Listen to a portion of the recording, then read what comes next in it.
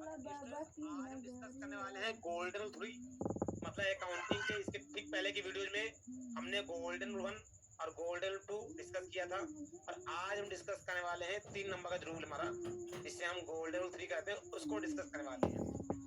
देखिए रूल एक ही है जो आता है डीआर जो आता है सीआर, बट उससे वो क्या होता है हमने फादर और आगे ज्यादा डेप्थ में पढ़ाने पर उसको क्या किया 3 अलग अलग रूल में कन्वर्ट कर दिया है। तो तीसरा रूल कहता है कि जो एक्सपेंसेस होते हैं जितने भी एक्सपेंसेस होते हैं उसको डेबिट मतलब कि डीआर लिखते हैं और जो इनकम होती है उसे क्रेडिट मतलब कि सीआर लिखते हैं। या इसको यूं कह सकते हैं कि debit all expenses and losses या क्रेडिट ऑल इनकम गेन्स। मतलब जितने भी खर्चे होंगे बिजनेस के जितने भी खर्चे होंगे ये अकाउंट में जिसका भी अकाउंट से मेंटेन कर रहे हैं उसमें जो भी खर्चे होंगे उन सबको क्या करेंगे डेबिट मतलब कि डीआर और जो भी इनकम होगी उसे क्या करेंगे सीआर मतलब क्रेडिट। अब कई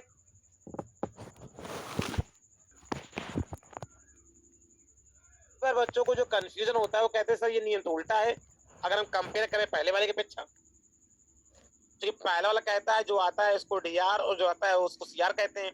यहाँ सर खर्चा तो हम करते हैं तो खर्चा जाता है तो सर उसको सीआर होना चाहिए। बस यही फर्क है, यही फर्क है आपकी सोच का। वैसे ये सोच का फर्क इसलिए है क्योंकि हमेशा आप एक पक्षी बात एक तरफा बात बोलते हैं, जबकि आज हम अकाउंटिंग में ये जो आपकी थिंकिंग है कि खर्चा हम करते हैं उसको सीआर क्यों करते हैं, सीआर करना चाहिए, इस चीज को आज हम यहाँ मॉडलेट मतलब चेंज करने वाले हैं। तो इसके लिए हम कुछ एग्जाम्पल समझते हैं तो आपको समझ आएगा कि आखिर आप उल्टा सोचते हैं। वैसे ये रूल सही है, रूल ये सही है और ये रूल ठीक वैसे ही काम कर रहा है जैसे कि रूल में फर्स्ट काम करता है। जैसे पहले नंबर का रूल काम करता है ठीक वैसे ही रूल काम करता है। चलिए इसको समझते हैं एग्जाम्पल से। अब ये रहा ठीक आपकी स्क्रीन में एग्जाम्पल कि paid electricity bill rupees 3500 by cash. बिजली का बिल दिया है हमने 35 रुपए कैश में। अब यहाँ पे अगर मैं पूछूं वैसे तो रूल नंबर 3 कहता है जो एक्सपेंसेस को डीआर करते हैं जो इनकम तो सीआर करते हैं। तो एक्सपेंसेस को डीआर क्यों करते हैं इनकम को सीआर क्यों करते हैं एंट्री के दौरान ये तो हम फर्दर डिस्कस कर लेंगे अभी जब हम इसको समझेंगे अच्छे से। अभी अगर रूल 1 की बात करें, अगर हम इस एग्जाम्पल में आपसे कहें कि सिंपल रूल 1 को अप्लाई करिए। जो नियम नंबर 1 होता है हमारा कि जो आता है उसको डीआर करते हैं जो आता है उसको सीआर करते हैं। अगर उस हिसाब से पूछे आपसे कि इस स्टेटमेंट में क्या आएगा और क्या जाएगा, अगर पूछे आपसे कि इस स्टेटमेंट में क्या आएगा और क्या जाएगा, तो आपके अनुसार विद्यार्थी से पूछेंगे तो विद्यार्थी कहेगा हाँ सर बिजली का बिल दिया है तो बिजली बिल क्या हो जाएगा सीआर, बिजली बिल क्या हो जाएगा सीआर। बस बच्चा यहीं पे कंफ्यूज होता है, यही गलती करता है जबकि ये गलत है। आप समझिए जब आपने पेड किया है बिजली बिल किसमें कैश में तो आपके पास तो क्या जाएगा कैश। आप खुद सोचें जब आपको बिजली का बिल जमा करना होता है तो आप जाकर के क्या देते हैं कैश, तो आपके पास से क्या आता है कैश। अब जर्नल बोलचाल की जो भाषा होती है उसमें जो हम पैसा देते हैं उसको उसी का नाम बोल देते हैं कैश दिया। जबकि एंट्री में क्या होता है, एंट्री में ये पढ़ना होता है कि इस एंट्री में क्या आ रहा है और क्या जा रहा है। अगर सही देखेंगे तो इसमें कैश जा रहा है और इसके लिए क्या हो रहा है बिजली बिल आ रहा है। Paid electricity bill rupees 3500 by cash का मतलब ये हुआ कि हमने क्या दिया है, हमने दिया है कैश। किसके बदले कैश दिया है एक्सपेंस के बदले, खर्च के बदले। और खर्च मतलब क्या, हमको क्या मिला था, हमको क्या मिला था इलेक्ट्रिसिटी बिल। और इस एंट्री को इस तरह डीआर से कन्वर्ट करेंगे। अब अगर आप पढ़ें इसको ढंग से कि इलेक्ट्रिसिटी हमने यूज की है और हमको उसका क्या मिला है बिल मिला है, तो हमारे पास क्या आया उसका बिल। और उस बिल को ध्यान रखें तुम्हारे लिए क्या है खर्चा। और जो आता है उसको कहाँ लिखते हैं डीआर में, और जो खर्चा होता है उसको भी कहाँ लिखते हैं डीआर में रोल नंबर 3 के अकॉर्डिंग। तो चाहे रोल नंबर फर्स्ट की बात कर लें कि जो आता है उसको डीआर लिखते हैं तो आया यहाँ पे क्या बिजली का बिल, आया क्या है बिजली का बिल, तो मेरे लिए क्या हुआ डीआर। और अगर हम बात करें कि सर ये इनकम है ये एक्सपेंसेस है, ऑब्वियस सी बात है ये क्या है ये एक एक्सपेंसेस है खर्चा है, तो उस लिहाज में क्या हो गया इसको कहाँ लिखना चाहिए डीआर में।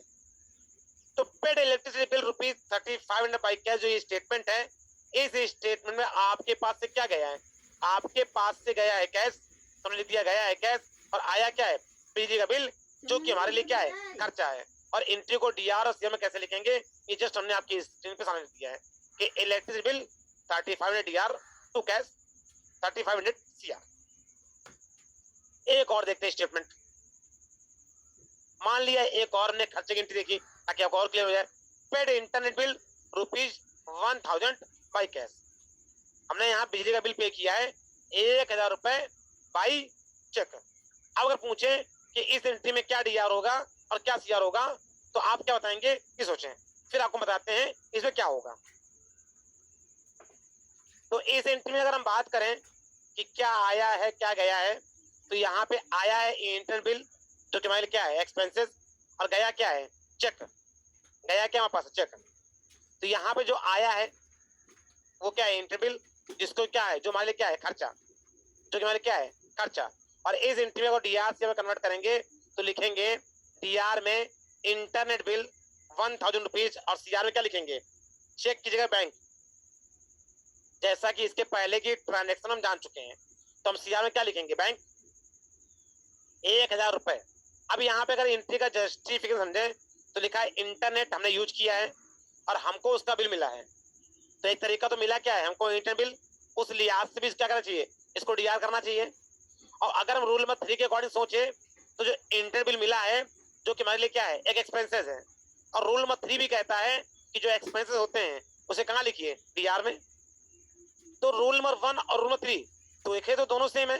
वो भी ये कहता है कि जो आता है उसको डीआर में लिखिए, और रूल नंबर 3 भी कहता है कि जो एक्सपेंसेस होता है उसे क्या लिखते हैं डीआर में लिखते हैं। अब बस कन्फ्यूजन इस बात का है कि एक्सपेंसेस डीआर कैसे होते हैं, वो मैंने आपको इस एंट्री में समझा दिया, वो हमने आपको इस एंट्री में समझाया। चलिए आगे बढ़ते हैं। ठीक है, ऐसे हम सारी ट्रांजेक्शन को सॉल्व करेंगे। एक और देखते हैं, पेड सैलरी ₹12,000 बाई चेक। 12,000 रुपए की सैलरी पे की चेक के दौरान। अब इसमें क्या होगा, क्या आएगा और क्या जाएगा। क्योंकि पेड किया है तो चेक हमारे पास जाएगा, चेक हमारे पास जाएगा। और जो चेक हमने दिया है, जो हमने चेक दिया है, इसके पीछे कारण क्या है सैलरी। इसके पीछे का कारण क्या है सैलरी, और सैलरी क्या है हमारे लिए एक्सपेंसेस। यहाँ पे आया क्या है, अगर पूछा आया क्या है तो आया है उस एम्प्लॉय की सर्विस। जिस कर्मचारी ने हमको समय दिया है अपना 10 घंटे का 12 घंटे का, उसने सर्विस ली है और उसके लिए क्या किया हमने तो पेमेंट किया है। यहाँ पे अगर इस एंट्री की जस्टिफिकेशन बात करें कि सर आया क्या है, अगर ये पूछना हो तो कैसे जानेंगे। तो लिखा है एम्प्लॉय से हमने सर्विस ली है, हमने उसका 8 घंटे का समय लिया है और हमें उस सर्विस के बदले क्या करना है उसको पेमेंट देना है। तो हमने यहाँ पे लिया क्या है सर्विस, हमने यहाँ पे क्या लिया है सर्विस। उसी सर्विस को यहाँ पे नाम क्या दिया है सैलरी, और उस सर्विस बदले क्या है हमें उसको पेमेंट देना होता है, जिसको हम यहाँ क्या कहते हैं सैलरी कहते हैं। तो जो सर्विस हमने ली है वही हमारे लिए क्या है, उसको यहाँ पे वर्ड क्या बोलते हैं सैलरी। और वो सैलरी को क्या करनी है हमें सैलरी पे करनी है। तो सैलरी हमने पेड की है जो कि हमारे लिए क्या है खर्चा। अब हमारे लिए सैलरी देना क्या है खर्चा। और जैसा कि जानते हैं एक्सपेंसेस क्या होते हैं, जो एक्सपेंसेस होते हैं क्या होते हैं डीआर। तो यहाँ पे मतलब कहने का हम उस सर्विस का नाम ना लिखकर क्या करते हैं उस सर्विस के वजह में जो वर्ड डिफाइन किया है, जो सर्विस बदले क्या देंगे उसको, वो सर्विस दे रहा है उसको क्या देंगे उसको सैलरी देंगे, उसको उसका मेहनताना देंगे, और उस मेहनताने को नाम क्या दिया है हमने सैलरी।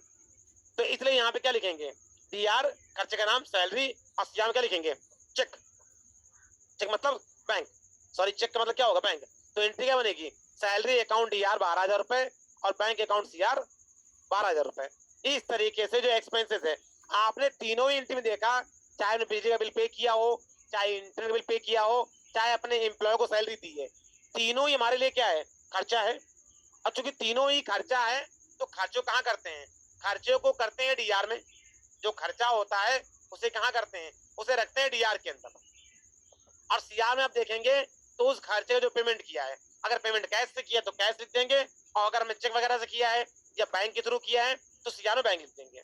तो ये तो हो गया खर्चे का कॉन्फर्मेशन। अब आगे आते हैं कुछ ट्रांजेक्शन पड़ते हैं इनकम की, जैसे receive treatment fees ₹1,000 by check.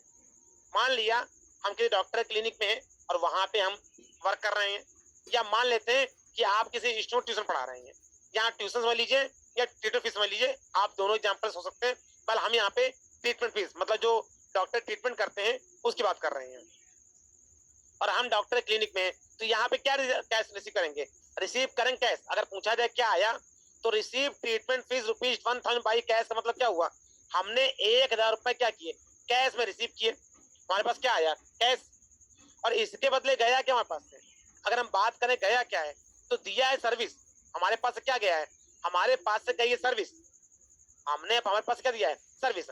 और जो सर्विस दी है मेरे लिए, जो सर्विस हमने दी है वो सर्विस हमारी क्या है इनकम, वो सर्विस क्या होती है, क्योंकि जो हम पैसा ले रहे हैं वो किसके बदले ले रहे हैं, जो सर्विस प्रोवाइड कर रहे हैं। और हमारे बिजनेस के लिए जो ट्रीटमेंट किया है, जो ट्रीटमेंट लोग करते हैं, वही क्या है, हमारी इनकम। फॉर एग्जाम्पल, अगर आप बच्चों को ट्यूशन पढ़ाते हैं तो ट्यूशन क्या है आपके लिए, इनकम का जरिया। ट्यूशन क्या है, आपके लिए इनकम का जरिया है। ठीक है, ऐसे ही यहाँ पे जो ट्रीटमेंट कर रहा है, जो डॉक्टर पेशेंट को देखता है तो उसका ट्रीटमेंट करता है, तो जो ट्रीटमेंट फीस है वो उसके लिए क्या है, एक इनकम का जरिया है। और कहीं ना कहीं वो इनकम आपको वो ट्रीटमेंट क्या करता है, वो आपको ट्रीटमेंट देता है। तो अगर जाने की बात करें तो डॉक्टर के पास से क्या जाता है, डॉक्टर के पास से आता है ट्रीटमेंट, क्योंकि वो आपको ट्रीटमेंट देता है। डॉक्टर के पास क्या आता है, जाता है ट्रीटमेंट, और डॉक्टर ट्रीटमेंट क्या है, एक इनकम। तो अगर रूल 1 की बात करें तो क्या गया, गया सर ट्रीटमेंट, गया क्या है, ट्रीटमेंट, क्योंकि ट्रीटमेंट दिया हमने। अब वो चूंकि पार्ट ऑफ इनकम है तो इनकम करते हैं, तो हुआ क्या, इनकम। तो चाहे समझे गया क्या, गया है ट्रीटमेंट, तो उसको सीआर में कर देंगे। और अगर हम बात करें कि ट्रीटमेंट होता क्या वैसे है, जो ट्रीटमेंट की फीस होती है, ट्रीटमेंट कह लें, ट्रीटमेंट फीस कह लें, वो क्या है डॉक्टर के लिए, और इनकम कहाँ लिखते हैं, सीआर में। तो इंटू कैसे लिखेंगे, कैश डीआर 1000 रुपीज और सीआर में ट्रीटमेंट फीस 1000 रुपीज। यहाँ पे जो ट्रीटमेंट दे रहे हैं उसको क्या बोलेंगे, ट्रीटमेंट फीस। जो हम ट्रीटमेंट देते हैं उसको क्या बोलते हैं, ट्रीटमेंट फीस। तो यहाँ पे लिखा है ट्रीटमेंट की सर्विस हमने दी है, हमने दिया क्या है, हमने दिया है ट्रीटमेंट की सर्विस, और उसके बदले हमें क्या मिला है, कैश लेंगे, हमें कैश मिला है या कैश लेंगे। ट्रीटमेंट फीस जो होती है वो हमारे लिए इनकम है। इसलिए रूल नंबर 3 के अनुसार भी अगर कहें तो जो ट्रीटमेंट फीस है उसे कहाँ लिखेंगे, सीआर में। तो एक तो हमने जो कोई सर्विस दी है तो वैसे भी हमको इसको सीआर में लिखना चाहिए। एक तो अगर रूल नंबर 1 की बात करें, क्योंकि ट्रीटमेंट की हमने सर्विस दी है, तो रूल नंबर 1 कहता है जो जाता है या जो दिया है उसको कहाँ लिखना चाहिए, सीआर में लिखना चाहिए। ठीक है, और दूसरा अगर रूल नंबर 3 की बात करें तो रूल नंबर 3 के अकॉर्डिंग जो ट्रीटमेंट फीस है उसको पहचानना है कि वो क्या मेरे लिए इनकम है कि एक्सपेंसेस है। तो हमने कहा इनकम है, और रूल नंबर 3 कहता है कि जो इनकम होती है उसे कहाँ लिखते हैं, सीआर में। और यहाँ पे जो ट्रीटमेंट फीस है वो हमारे लिए क्या है, एक इनकम है, इसलिए कहाँ लिखेंगे, सीआर में। तो मैंने रूल नंबर 1 और रूल नंबर 3 दोनों के हिसाब से आपको इंटू समझा दिया। आपको यहाँ पे ये क्लियर हो रहा होगा कि आखिर एक्सपेंसेस को डीआर और इनकम को सीआर में क्यों बार बार कहा जा रहा है।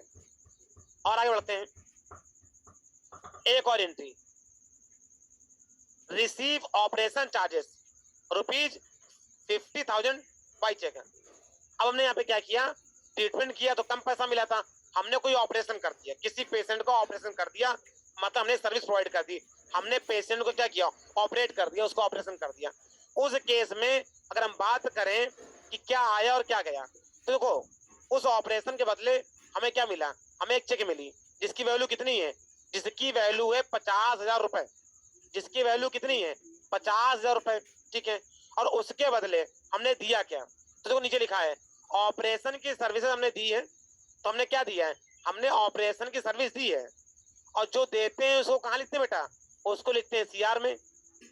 और उसके बदले हमने क्या लिया है, चेक लिया है, जिसको कहाँ लिखा मैंने, डीआर में। अब अगर ये तो हो गया रूल नंबर 1 के अकॉर्डिंग, क्योंकि हमने ऑपरेशन सर्विस दी हुई है तो उसको लिखेंगे सीआर में, और चेक लिया उसको कहाँ लिखेंगे, डीआर में, मतलब ऑपरेशन चार्ज गया है और बैंक डीआर हुआ है।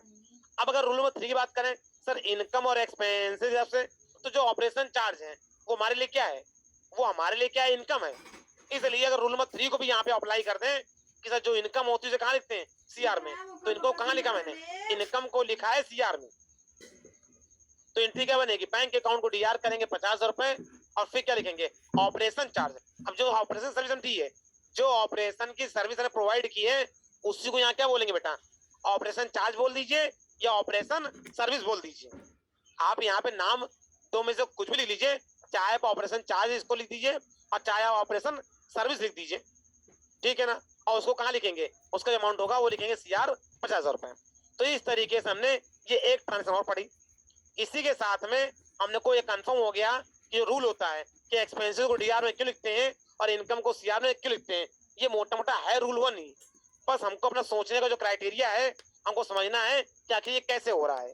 इसी साथ में इस वीडियो में सिर्फ इतना ही।